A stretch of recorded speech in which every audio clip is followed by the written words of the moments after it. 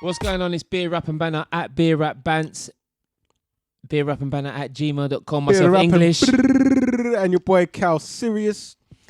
Don't forget you can hit us up on the socials at the media. Thanks for watching. Thanks for subscribing. We have got our latest guest in the place. Please introduce yourself, brother.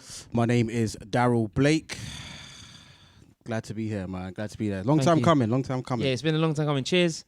I know you're not drinking, for the record. Yeah, for real. No, let's speak on it because Nah, it's like big up, it's Beer Rap Darryl. and Banter, but he's like on this. Thanks for coming down, bro. How have you found that sort of? So I made a conscious decision. Let me get straight into it. Is because you know me from the music industry. I've known you for a long time. Yeah. It's nearly 10 years. Yeah. Nearly 10 years. And you know, some of you watching will be like, "Oh, isn't that Melody?" Yeah. So, basically, because of the nightlife of DJing and playing up and down London and the UK, it was like the nightlife was really getting to me. But you know, when you've had like, you have a booking at 12, you got another booking at 2, and then you might do another one like 3:30 to like 4:15 quickly somewhere, like a 45-minute shutdown. You're hungry afterwards. And the only thing that's open at that time anyway that was interesting to me was Morley's. So I used to consume a lot of... That's a South barbecue. London thing. Yeah. Or if you're up north, you got Sam's or whatever. I was thinking McDonald's will be open them times. Nah, but that's... Yeah, but Morley's though, that barbecue wings and chips Woo. was the killer. I think they Those chicken burgers were so buff as well. This is what I'm trying to say. Because you used to live in South as well, so you can that resonates with you. But sorry, go on. So imagine I've got like 2 bookings on a Friday night, 2 bookings on a Saturday night, Flex. and then Sunday there might be like a day party, and it goes on till like late. Working. I'm eating in the day, but it's after the bookings. I'm just like, you know what? Let me get a food, especially if I've had like a rum and coke or something. But barbecue wings, especially the one in Brixton, that was my addiction. Like, I swear, the amount of money I've paid them, I paid their rent for time. It's Morley's all the time. They're calling me boss man. You know when it's like, Hey, boss man, it's you. I'm Hey. like, bruh, They already know what you're getting. As soon as you step in, they're already putting it in the bag. They're like, hey, you want the regular boss? yeah. Then the girl's like, so you come out all the time? Like, no, it's just cool. Like, black people look alike, innit? So you probably think I'm someone else. Probably think my name's Jamal. Like, but yeah, I consumed a lot. But what started to happen over 2 years ago is I started to get a little pain in my heart where my breathing started to change, and I thought, you know what? I don't want fat to be building around my heart because cancer's getting younger and younger. So I was like, I need to make a conscious decision. I've always wanted to like change my diet and give my body a break, but I think that was my wake up call to say, do you know what? Do it now. So what I did was cut out meat, cut out fizzy drink, cut out sweets, cut out alcohol, and just like literally cleanse my body, which then opened up my mind to other foods. So went down the vegan road. I'm more pescatarian now, so I eat fish. But what it did was open up my mind. Okay, so what other greens can I eat? Because most people are like when I used to eat meat, a meal wasn't complete without meat. That was always, oh, so where's the meat? Where's the chicken? Did you realize that rhymed? A meal wasn't complete without meat. What? I'm going to put that into lyrics. Soon come, you know. I'm going to have different trades. So, like, before, like, when I started to change my diet, I had stuff like more couscous, quinoa, I had more kale, started to juice more, and I was like, what? I had vegan ice cream one time. It was the best ice cream I've ever tasted. I was thinking, wow, these vegans are secret. How have they got this under wraps? So I was like, yeah. So I tried to push healthy eating as much as possible. Or like, you can eat meat if you want. I don't really judge, but just try and give your body something else, like another supplement in the meantime, between time. You know what I mean? So you have to really be careful what you put in your body, especially in this day and age of GMOs and all that sort of thing. So I changed my diet for myself, which then gave me more life because I wasn't as tired and groggy. Yeah, I haven't been late to a booking once since I changed my diet. That's professional. Yeah. Have you found everything else sort of making the adjustment from meat eating and everyday regular food to your like vegan? Well, you're not vegan anymore, but pescatarian diet. How have you found the adjustment and this continuing it? Because there are some people watching it and thinking and listening, thinking, right, I want to do it, and I know it's good for me, but how can I? How is it feasible at work, pack lunch, going out with my girls, going out with my mates, going out if I've got a booking, going out with a man them if I'm going to drink? Like, what's the alternative in the kebab shop? I would love to do that. Or in the Morley's, you know, or the chicken shop. There's this app. I forgot the name of it, but there's an app you can download which gives you vegetarian options in your local area. So let's say you're out and about with the girls or the man them, and you're anywhere in London. You look up the app and it will say, okay, you can go to this kebab shop, but it has a vegetarian option, or you can go to this Lebanese restaurant and they have like falafel wraps. So you can research. Literally, it's all about preparing yourself in terms of work. Like most people, like I know a lot of gym friends, like, and they meal prep with. They say, I gotta have chicken for protein. You can do the same with yourself. You just gotta substitute the chicken for something else. You can just do it once. So try it one time in the week, then try it twice and just build it up. But I would say do it when you're mentally ready. I think the revelation of the mind is better to come first than have revelation of the body. Wow. Because if you are not mentally prepared, you're going to make a mistake. I start on Monday. It's all like Thursday. And you could easily start now, but because your mind's not ready, and then gets to Monday, you're doing well. Then gets to Wednesday, and he's like, I had a quick wing. And it's like, let me start again on Monday. When you're mentally prepared, I was mentally ready, and I totally forgot because I was at a booking. I wanted to start on January the 1st. So it was like midnight. And I was at a New Year's Eve party. This year? No, 2.5 years ago. Sorry, go on. So 2.5 years ago, I was at shout out to Risco. Because people don't know you're a DJ as well. yeah. This guy, for the listeners and watchers, one of the best sound man I've ever met. And I don't mean to say because he's a DJ and he can play songs, but in terms of fixing your sound system, if it's not sound boy. Because I grew up on sound system culture. So my dad he still collects vinyls now. I remember you. Shout out to Genesis talking about collection and music and stuff like that. But he collected he started off on like Rare Groove, a lot of 70s stuff. So my alias name is the Funkaholic, as you know. Yeah, so very it's Melody funky. the Funkaholic. Some people was like, is it based on Funky House? I was like, no, it's because I grew up on the funk sound, which is like James Brown and Funkadelic. One of my favorite songs is Knee George Deep. Clinton. Yeah, come on. Bootsy Collins. Come on, Bootsy was he was more of that Bootsy, but a lot of West Coast people sampled a lot of Bootsy's music because he has that. Well, he had the G-Funk, obviously, with Warren G and the Dog Dr. Pound. Dre, yeah. So I love a lot of West Coast stuff because of the Dog funk Pound. sound. I'm a massive Daz fan as well. Oh, me too, So- Spud. That's I knew I diligence, liked you. crazy. So I grew up on the funk, so he used to play a lot of funk. Like when I grew up on sound system culture, I mean, like he showed me how to string up a sound. So he had like the tops, the mid-range, the scoops, the amp, preamp, decks. Then he had he told me how to wire it up properly, the old school way, like how to make the bins that you see in Carnival. So carve it out of wood, so all that stuff. So. Because I must say, I've seen you save a few dances. No, drink your drink. Be humble, because I'm gonna big you up. Because I've been to a few dances where you might not necessarily been booked, Right. and the sound system is sounding mad tinny. Because no fault of the promoter or the people playing, the venue itself hasn't really got an idea of how to pattern the sound, and where you've come along and a few other friends or people that we know, and you've done this, you've done that, you've done whatnot, you've worked your magic, and before you know it, everything's sounding full, and you know, so that's a testament to your ear and how you know the mechanics of setting up a sound. So that's what I mean by a real sound man. I appreciate that, man. Like, because I've noticed they're set up in a bar is composed of hi-hats. So when you go to a bar, you mainly hear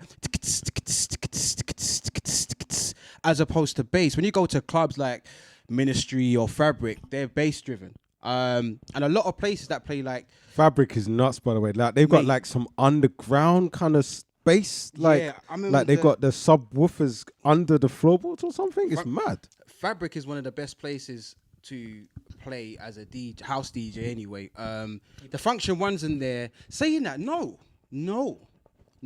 I would, if I was to put it in a range of like top 3 places I've played. Top 3 selected. Yeah, right. Hey, Fabric is my favorite club still. Seriously? Fabric is dope. But I would, all right, let's take it from an underground perspective. Speak on it. Fridge bar. Yeah. South London. Fridge Bricky. bar. Bricky. Opposite Mass. Fridge bar is probably the best place, and I know a lot of people would agree, because it's that dungeon feeling, and you can play around with the bass.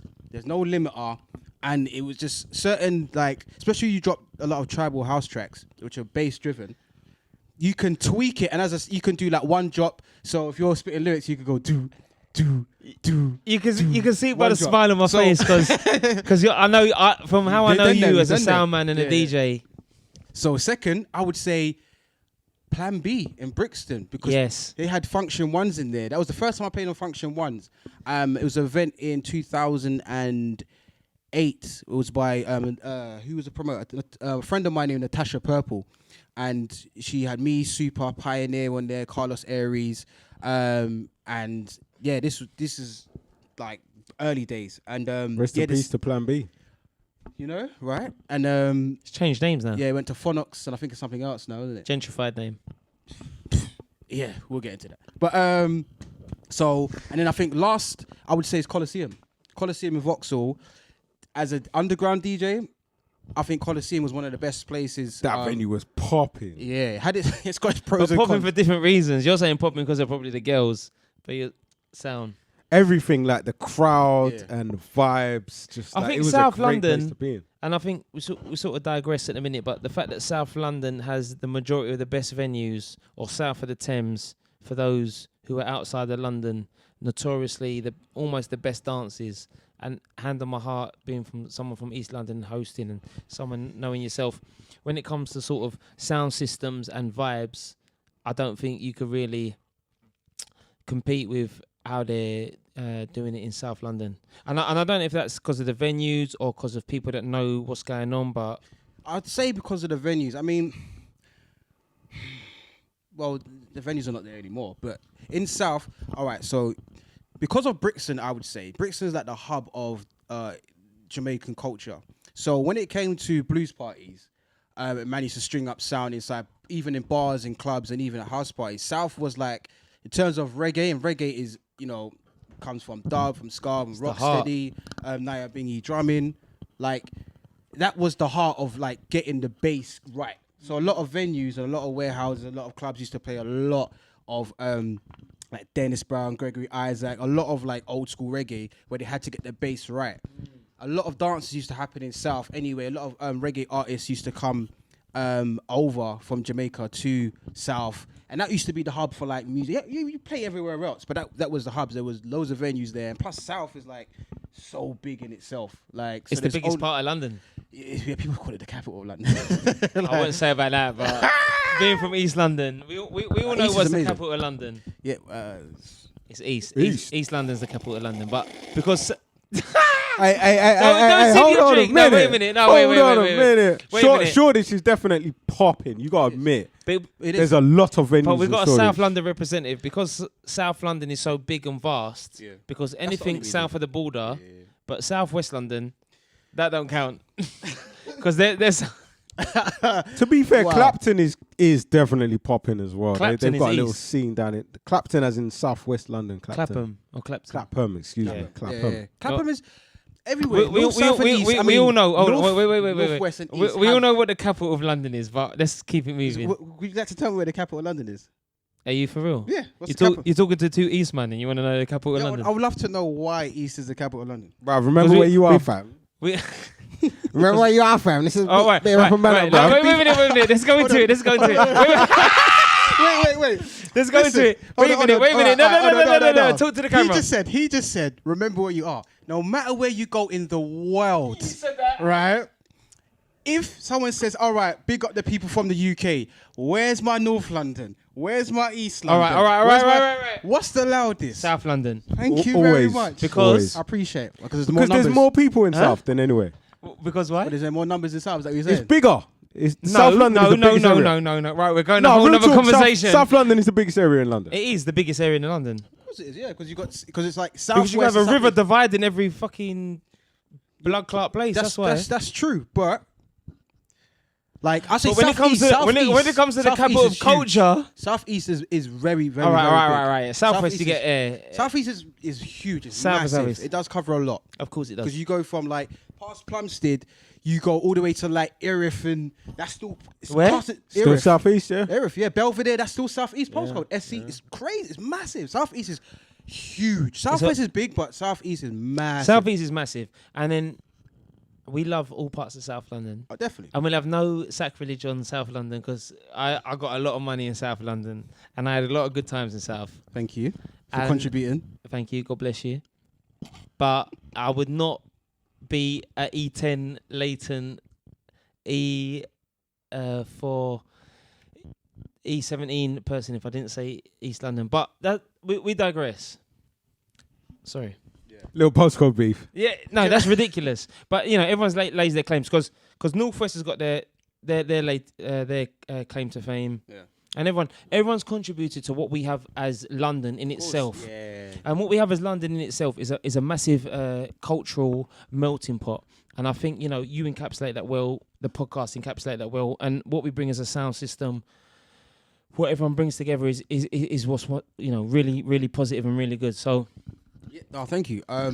Which in connecting to what I was saying in terms of you talking about sound is like I grew up on that, and which ultimately brought me. It's kind of like one of the many streams of why I do what I do. So me being a researcher, activist, some people have called me ethnographer, youth leader, in so many different avenues. It stems from music because a lot of my knowledge came from music. So on the reggae front and revolutionary front, it came from Black Uhuru in the 70s. Then you go into the 80s, KRS-One was my guy. A lot of my knowledge and in terms of like being proud of being black came from music. I mean, James Brown was speaking about black and proud and from the 70s and even before. So that sort of like pushes my motivation to do literally what I'm doing today right now. So can you talk a bit more about your sort of your tours around London? Yeah. And what you're doing from that point of view, because that's something new that I've noticed from yourself. Okay, so I do Black History tours or Black Presence tours, as some people like to refer them to show the existence of black contribution to Britain, because I feel like majority of the time that you hear black involvement and black presence in Britain, it tends to be from a negative standpoint, a negative connotation. So what I do is I bring the light, the blood, the sweat and the tears that pretty much has paved the way of Britain. The fabric of Britain today is literally off the blood of the other, whether you're class yourself as black Caribbean, African, or you're Asian or whatever. There is an outside bit of involvement and story that needs to be told in the walls of Britain. So I do Black History tours across. For example, one of them is I do a blood money trail where we go to the area of Bank. And in Bank, there's, because Bank is the capital, literally is London. London is a 1 square mile radius, which was built in 192 AD by the Romans. Like some of the... Are you talking about the City of London now? City of London, right, correct, yeah. So, like, when you come into the City of London, where you see like a dragon holding a badge, which is it's about white background with a red cross, which is like the England flag. Which is also the Knights of Templar flag, which a lot of the sailors used to. So when you go back to colonial times, a lot of the sailors used to have the flag on a lot of their ships. For example, so when you look at old images of Christopher Columbus, when you had the 3 ships, was the I think it's the Mina, Pinta, and Santa Maria, which is Saint Mary. A lot of them had the white background with the red flag. So when you go around central London, you will see a lot of places, a lot of like security logos have that. A lot of signs and emblems and coat of arms have that as well.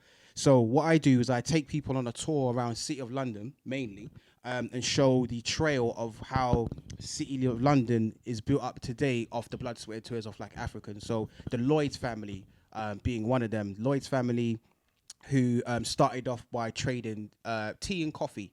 Lloyds family as in Lloyds Bank. So there's 2 Lloyds family. You've got Lloyds Insurers and you've got Lloyds Bank. Lloyds Bank was kind of funded by a group of plantation owners who are from Liverpool, who also connected to Barclays as well. So there's 2 families, but they are connected because of the location and where they actually set up place. But the Lloyds Insurers was a Lloyds company called Lloyds Insurers who insured the slave ships.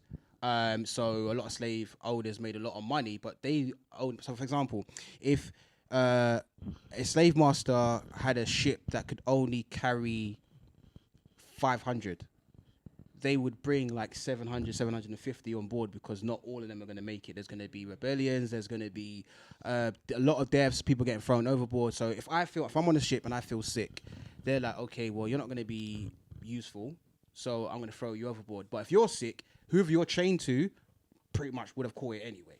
So once I'm getting thrown overboard, I'm chained. So whoever's next to me getting chained, be it a child, be it a man, be it a woman, you're just going overboard, and that's it. There's a great film. It's not really great, but it's an example of this. Is a film called Amistad, and it's got Morgan Freeman in it as well. That's an emotional movie, man. There's an example of when they're throwing people off, and what they do is that they get a sack of bricks or rocks and throw it over, so it goes straight down, and then you're chained to that. And that's the reason why they had these chains as well that was so heavy, because it's not so that to keep you down. It is to keep you down, but it's to keep you down in the water. So when you throw you over, the weight of the chain around your neck and around your body will keep you down, so you can't swim back up. So there's a lot of stories within like a triangle that I take people on, not to give away too much information because I want you to come on the tour, where so you got East India Arms, which dealt with the tea trading. So you have British governments that was involved in conquering a little bit of India, and then when they colonized India and created a caste system, they started to trade tea. So if you look at sorry to cut you there, bro, but did you just talk about the creation of the caste system? In India, yeah, it's a British thing. So it's The like British created the caste system. in India. Yeah. Wow, I didn't So know in, that. in most places, like there is a. All right, so we'll get to that. But so when you look at the fabric of Britain, so for example, if and you can see this with like a lot of Americans think British people drink a lot of tea. For example. Well, we do. So drink a lot of tea, right? For example, so like when you watch like Top Boy, for example, there's more tea drank in Top Boy this one than in the last 2 seasons. Obviously, Americans' idea of all right, cool. So, But also, it's accurate. I can imagine a roadman making a cup of tea. Like I know a few people drink tea. They ain't drinking People tea. drink tea around there. they might think cheap, but they overdid it. That's my opinion. That's my opinion. I'm What? not saying they don't drink tea. No, Because speak Bashy on it, asked speak for a on cup it. of tea. We Like- drink tea. We like- drink tea in Britain. Well, we do, but it's like tea is a British thing. When you go ahead, But the money behind the tea plantation and the tea colonization is right? So massive. Stuart Hall talks about this. So all right, let's look at tea. Do you drink tea? Yeah. All right. So just what comes with tea? So you put tea in a mug, right? Yeah. All right. Where does the tea come from? Where do tea leaves come from? plantation. I'd like to shout out the ETP at this point, the Ethical Tea Partnership. They make sure that the tea comes from places where the workers are getting paid a decent wage. So if you buy tea that is from the ETP, then you know people who are working in the tea plantations But does everyone get buy paid well. Does everyone buy Tetley and PG Tips? Is that from? Oh, Where's that? So tea leaves generically come from India. Do you have sugar in your tea? no. Okay. Do you know people that have sugar in their tea? Yeah, most people do. All right. So you've got Dead. tea leaves, then you've got sugar. So where does sugar come from? Sugarcane plantations. Okay. So what do you hold? How do you drink your tea? What are you holding? Mug. What's the porcelain? What is it called? China. So where does that comes from? China. So you've got tea leaves from India, sugar from the Caribbean, and you've got porcelain from China. 3 places that Britain's colonized. Woo! So when I'm gonna need a drink off this. Is the So when you look at the idea of Britishness, which is tea, the whole idea of Britishness is based upon the concept of colonizing other people. But you just think you're drinking sugar. Do you drink brown sugar? Do you use brown sugar? I prefer brown sugar to white sugar. Okay. Where does I want some of that brown sugar. in more ways than one. Sorry. Sorry. So with brown sugar, do you know where brown sugar mainly comes from? I would have thought brown sugar comes from the Caribbean. Yeah. Do you know which one mainly? I don't know specifically, no. Okay. Brother, we about to finish this whole bottle Sorry, of rum. Go ahead. Talk. That's a litre. Talk. So Demerara sugar, brown sugar, is based on colonizing of Guyana. So you have, not only do you have white sugar, which is pretty much Caribbean based, and you've got tea leaves from India, and you've got porcelain from China. Brown sugar is also Guyana, another place that was colonized. So the idea of Britishness has to involve the oppression of other people. So when it comes to like the nation, No. You got to stop there now. That's crazy. What you just said. Yeah. The idea of Britishness has to involve the colonization of other people. Because I think us modern Brits would think that the idea of Britishness is like going down to Brick Lane and having a curry, having a beer, just being tolerant of other people and other cultures. Okay. Modern Britain. That's modern day Britain. But and we spoke about this earlier, the romanticized view of colonization, of what the Brits did hundreds of years ago, 50 years ago, and how they came and infiltrated and fucked shit up, basically. Because when I went to Sri Lanka, and there's a tea plantation, one of the biggest tea exports in the world is Sri Lanka. And, you know, the whole view of like the Brits and, oh yeah, you know, England came in and, you know, the God save the Queen and blah, blah, blah. But in reality, what they did was not very nice, was awful. And it goes deeper than a tea bag and a one spoon of sugar. Because there's slaughter. And when you're talking about the caste system, it's like wherever you find, all right, so when you talk about anywhere below the line of the equator, for example, where it tends to be like dark hue people, anywhere that Britain has colonized, there's colorism. But that was back then. Say it again. Anywhere that Britain has colonized, there's colorism. But that was back then. What's that got to do with right now? Do you feel like, okay, so are you saying that colonialism doesn't exist today? Well, I'm saying that was like hundreds of years ago. Like that's got nothing to do with 2019, has it? Well, so okay, so I mean we're all cool. Everything's rosy now. Are we? Oh, you tell me before. I don't think we are personally. I'm gonna take a step back because I'm like, you know, I just would love to know. Like, do you think like everything? as a white boy in the conversation, I'm just gonna move back. Okay. Right.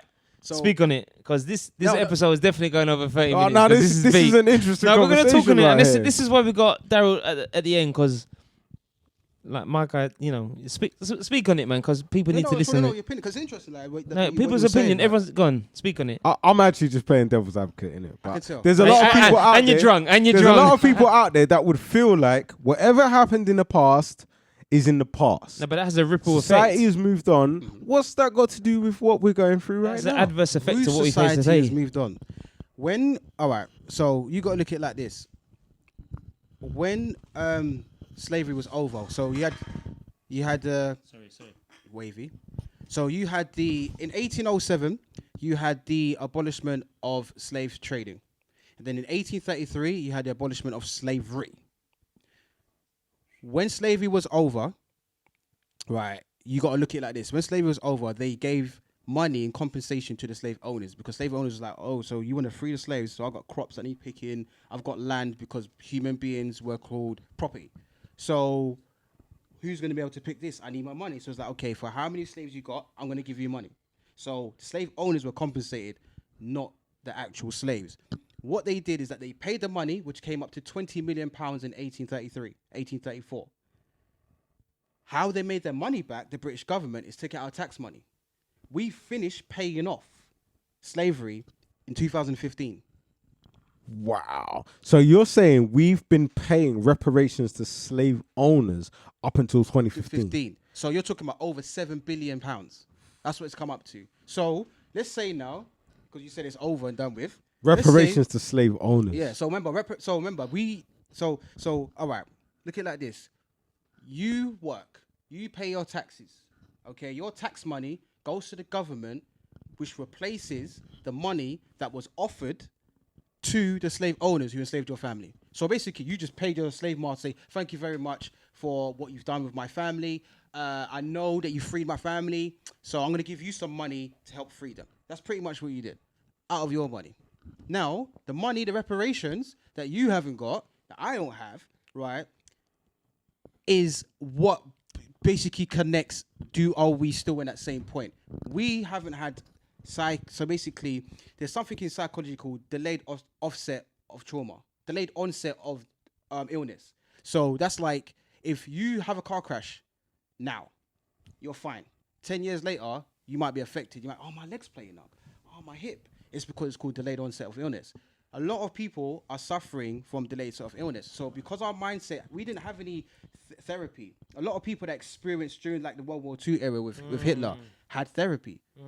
African nations and Caribbean nations are the only ones who have not had any therapy or treatment or some sort of get back in any shape, way or form after slavery. Not one. It sounds like you're talking about some kind of a post-traumatic stress disorder that descendants of slaves may have been picked up.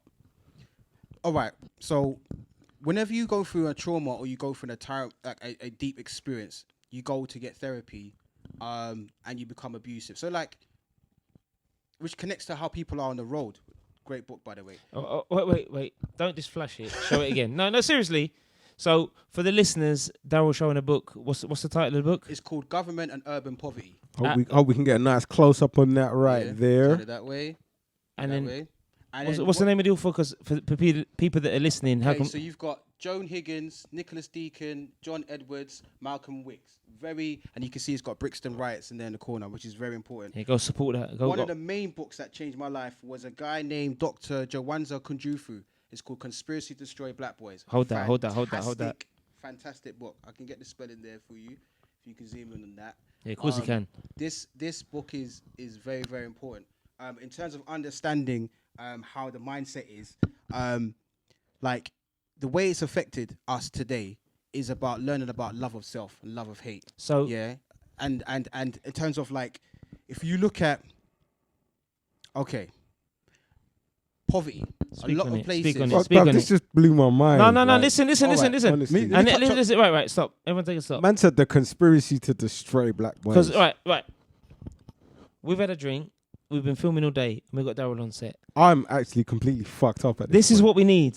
So this is what we need.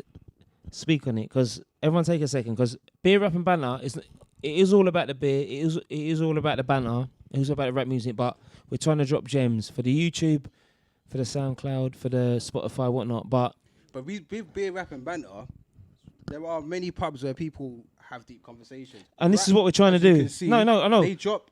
Like, got Ray Kwani. All of these rappers are dropping. But this is why a we got lot you of on show. consciousness. So everyone take a second just to meditate, because you know you're gonna get certain mans watching and they're gonna be billing it. No, but we're not. Listen. So you're gonna have to. It's catering to everyone. So beer, rap, and banter is important. It covers everything. Thank you, I appreciate that. But we drop gems, so Definitely, speak on it. because this ties into hip hop music. Speak on it, and So- it's your time. So the love. I'll put the mic down because I'm not privileged to this conversation as being a Mate, white man in England. So Mate, me But, personally, no, I've no, never no, heard no, of. no. I like to think I'm a conscious black person, Yeah. and I've never heard of any of these authors that you're talking about. And you've got physicals, you've got Yeah, no, books. proof, 'cause So I'm gonna it's put not my only mic from- down and listen.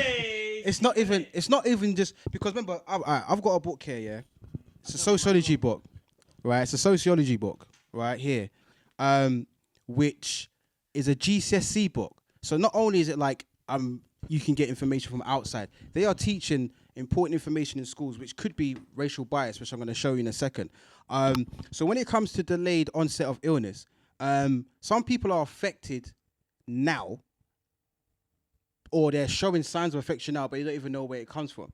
So when you look at, all right, cool. So poverty, when you go into areas, especially in Britain, a lot of the poverty-driven areas are run by schemes called projects. The idea coming from America, where they said, you know, let's create a project where you have high-rise blocks. If we put them on top of each other, and we have churches everywhere, mosques everywhere, 24-hour license everywhere. In America, places like Queens is a prime example of the high-rise buildings. So you're talking about 24-hour off license where they sell alcohol Yep. and the housing projects in Yep. America. And the gun stores and everything like that. Right. It's the same thing we have in a lot of areas in London.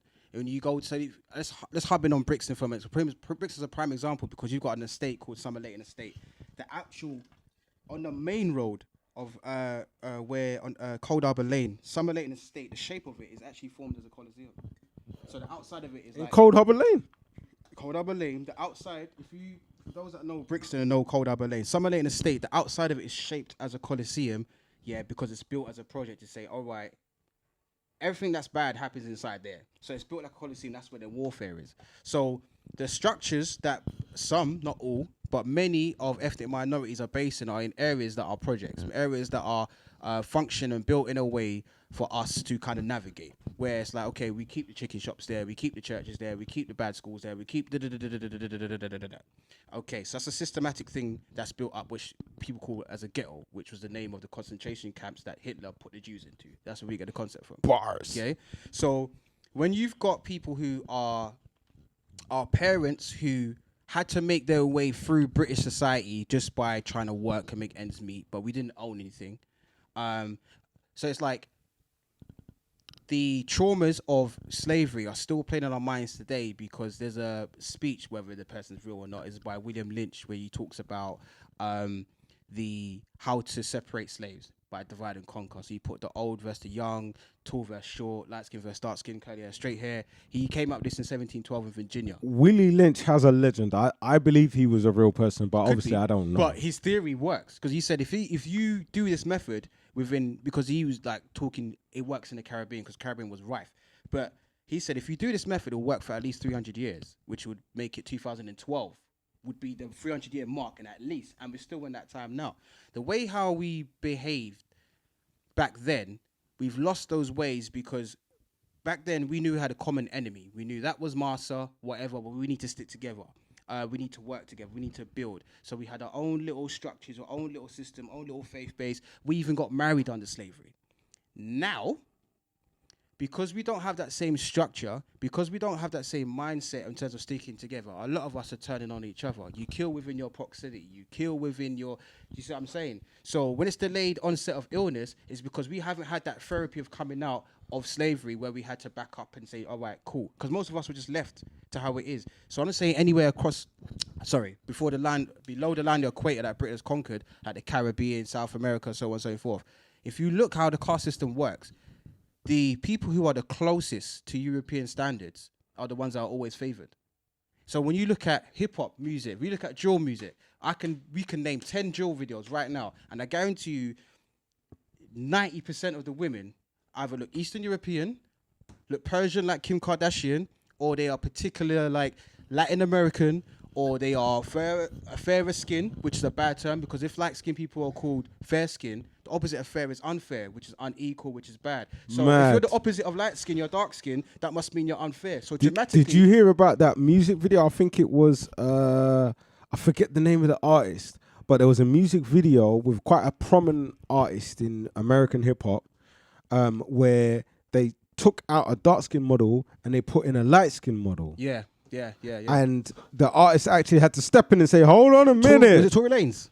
Tory Lanez. I think. And he had to step in and say, hold on a minute. Yeah. Bring that dark skinned girl back, because she wasn't doing anything wrong. Yeah. She was being a model, she was attractive, and there was no reason for you to take her out. Which ties into a documentary that I've got coming out. Right, speak on it, because I was just about to interject. Yeah. Cause I know it's because of time in that. Not even time in that. Listen.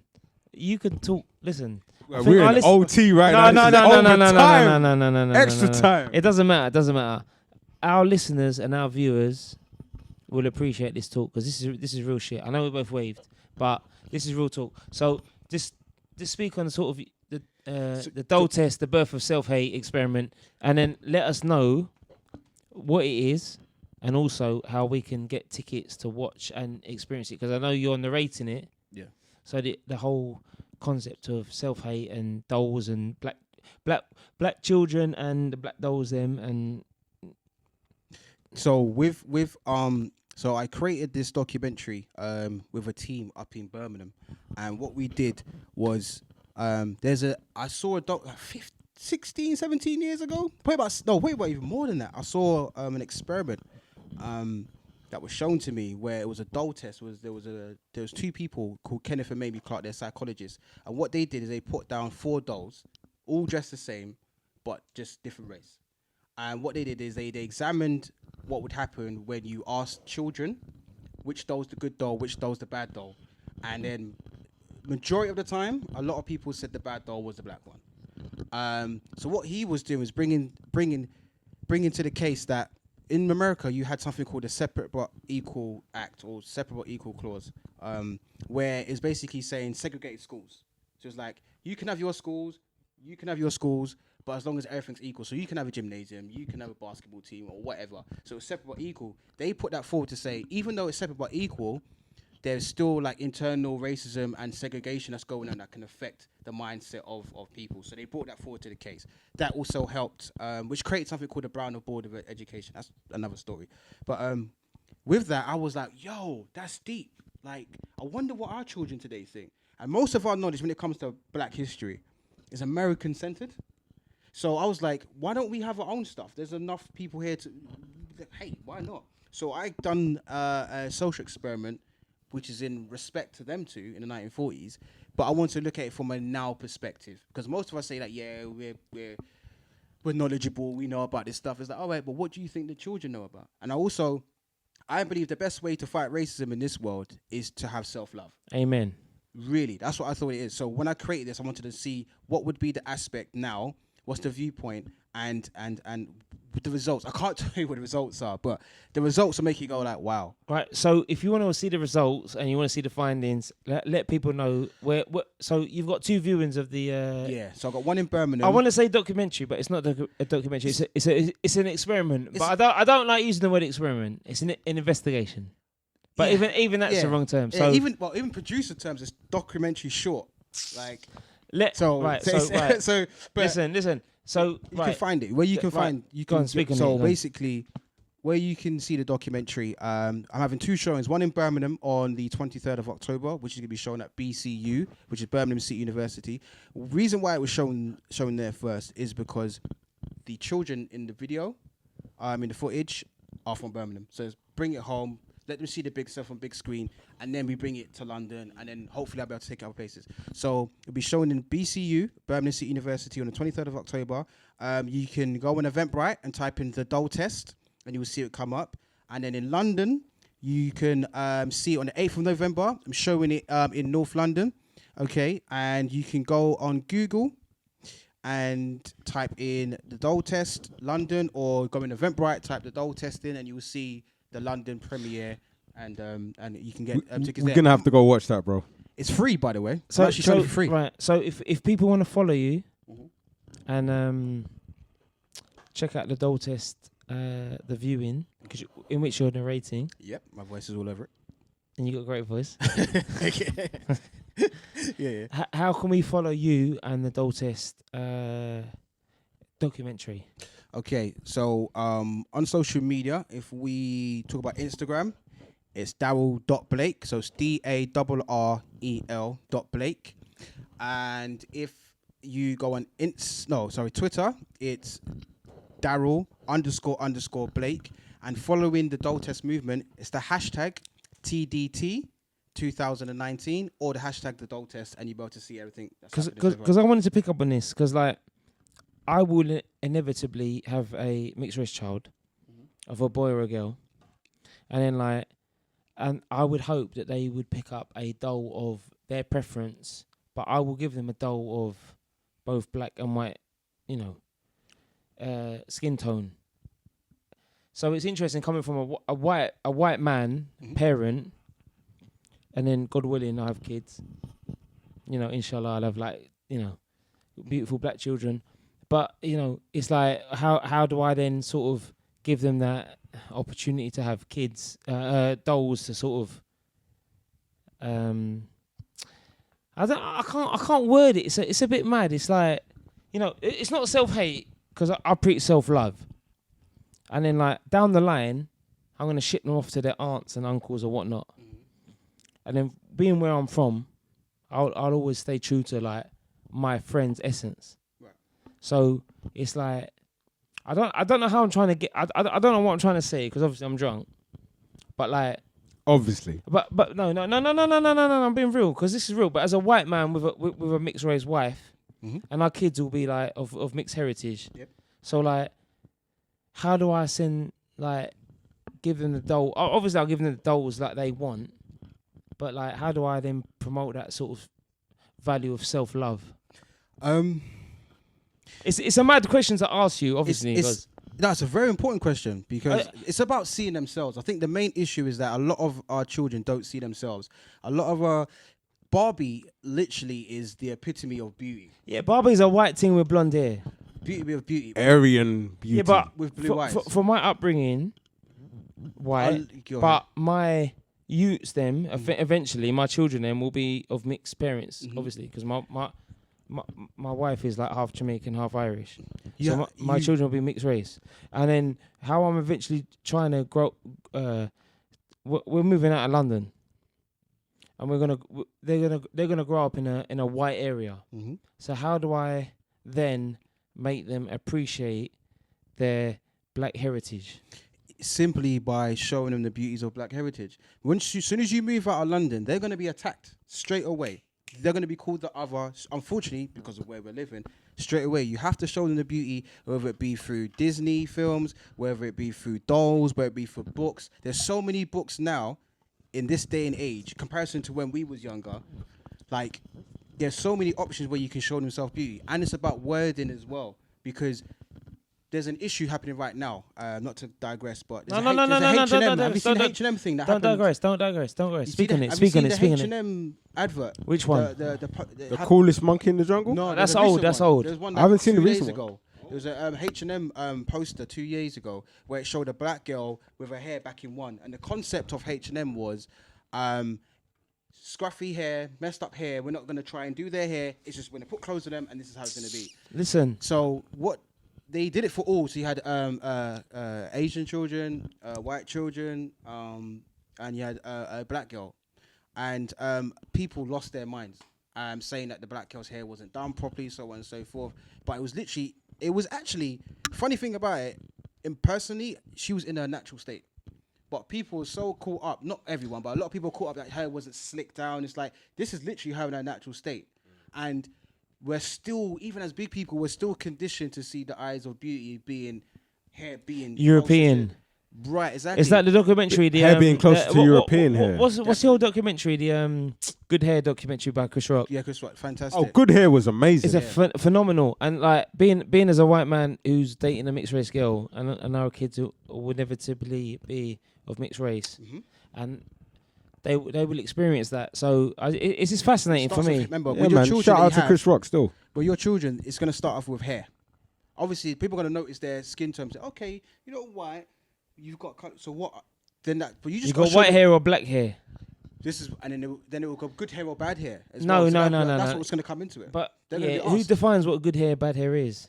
It's about what we've been indoctrinated to see. I didn't have a drink. This is deep. It's about the doctrine that we've been told as what's good and what's bad. Long and flowy has always been, like, as a kid growing up in school, girls had their hairs braided or not. That was it. Braided was just like, that's it. But the closest thing to European standards of hair being long and flowy and you run your fingers through it. I think straight hair has been in Europe. Straight hair has been adopted as the norm for beauty. Definitely.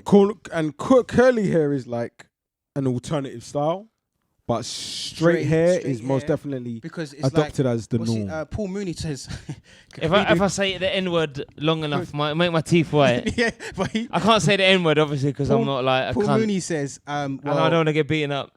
He says that when your hair's nappy, they're not happy. When you're relaxed, they're relaxed. Woo! That's what Paul Mooney says. Bars. So the whole idea of European standards has been going on from slavery times. It literally has from colonial times. Right. So it's you have to put images of beauty of all shades to them, right? Books, through films, media, bringing them into areas. So let's say you move out of London and they don't really go to like, which we're hoping to do. So right. So you move out of London. We are looking to move out of London. Okay, when you move out of London, still bring them back. To the hood. Not Not to the hood. The hood's the roots. worst word. To the roots. To the roots. Because curly more of themselves. Because curly hair is what is natural to African people. Yeah. So if you're looking up to a European ideal, a European standard of beauty, then it makes you think that your natural state isn't good enough. Where's your fam? Where's your background? Which is wrong. That's incorrect. Your natural state is beauty. Ghanaian. Both sides. You're Ghanaian, yeah. Yes. Nigeria, 70% of 77% of Nigerian women bleach their skin.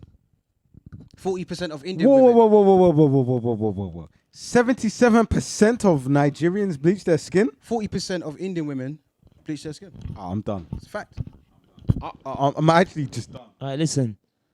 That is walking off. Right. This is Beer Reprimand now. Darrel, let us know this month for Black History Month. Where can we hit you up? On my social media channels, I put out information about where you can see me talking, guest appearances. I've got a load coming up, and I'm doing the features in a couple of schools as well. But to get all the information, please go to my social media pages. That's where you can find all the details.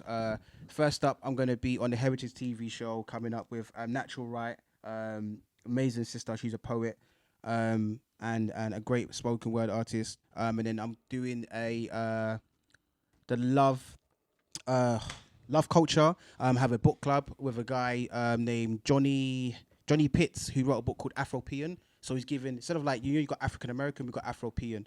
And his book is looking at through the eyes of being a European through the black lens. Really good book. And lastly, on the 5th, I'm speaking at Let's Shatter the Taboo, which is looking at black men and mental health, which is a very important topic to touch on, which is happening in Croydon. So, but go to my socials. I've got all the details for Black History Month where you can catch me. What's your socials? One more time.